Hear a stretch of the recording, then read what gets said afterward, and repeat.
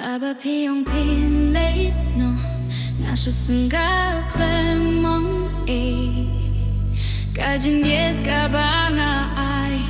Pimjushim da kaminsin Napir kat pinklet no Hinre kajing mut karang sa Haka jing dum jong kami Ngadang ken mau yapi Habapi ang bangin Ngamulaban penboryapi Kajin diet kam day ban show Hindi ban snatsuka day Ngayet da kajing men Pipen mong da kajing pang Hinre nga kentait ban skatu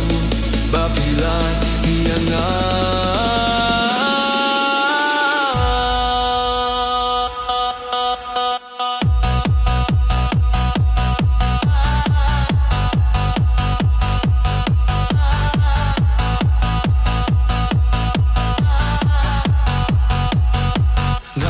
Siyang banlong ubaba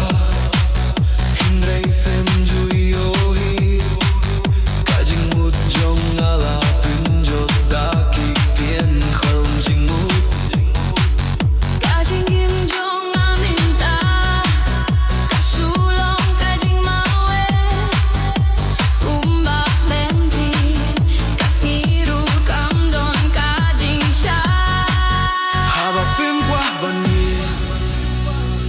Ngam laban penboryapi Kajing yet kalong kajing gay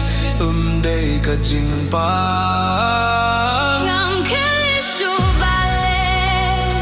Ngatip hilapin ko Hinray kajing yet jong nga Kaneha kajing mo Too late men so men siya Hinay nga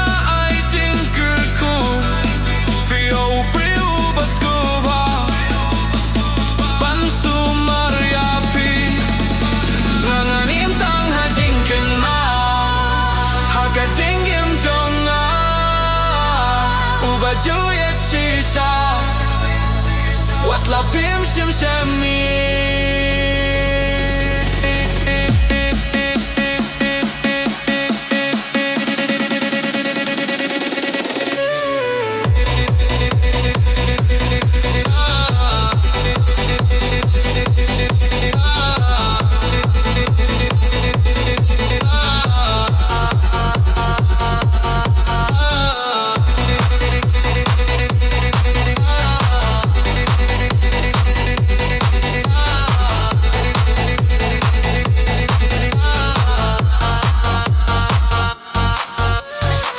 Film pilate no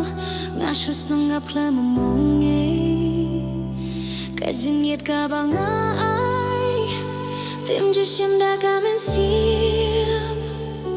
Ngapirat fin klet no Hinre kajing mut kadangsa Haka jing dum jong kami Ngadang ken mau yapi Haba film kwah bani Ngam laban penboryapi Kajing jit kam day ban show Hinre ban snatu kade Ngayet da kajing pen Pipen mong da kajing pang Hinre nga kentai ban snatu Bafilai heyanga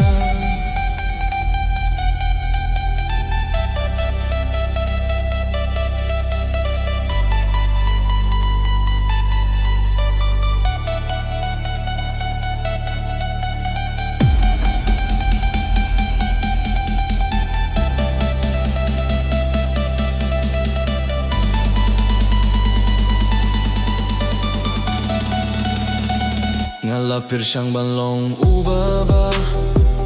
Hinray pim juyohi Kajing mutjong alapin jot Dakik tien klem jing mut Kajing kim jong aminta Kasulong kajing mawe Kumba klem vi kas